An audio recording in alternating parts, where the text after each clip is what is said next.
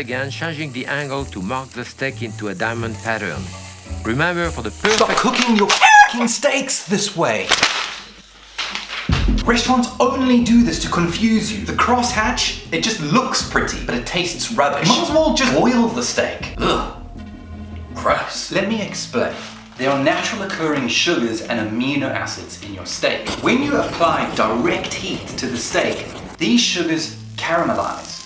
This chemical process is called the Maillard reaction. It's responsible for color, flavor, aromas. The grill marks in your steak in that overpriced restaurant only cover about roughly 20% of the steak. All that meat in between the grill marks is just gray, and gray equals no flavor. So here's what you need to do.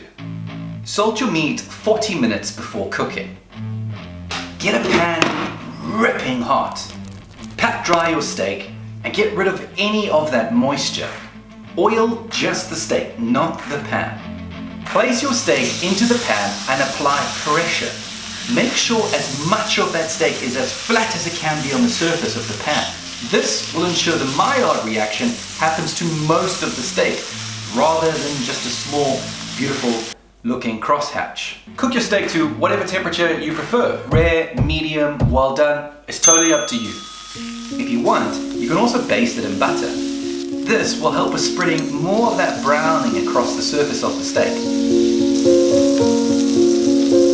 Remove it and let it rest.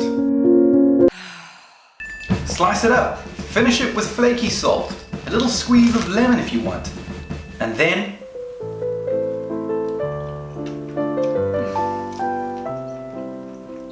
perfect.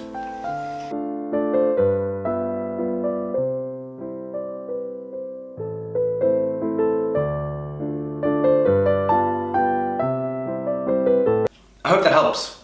Please subscribe for more. Thanks for watching.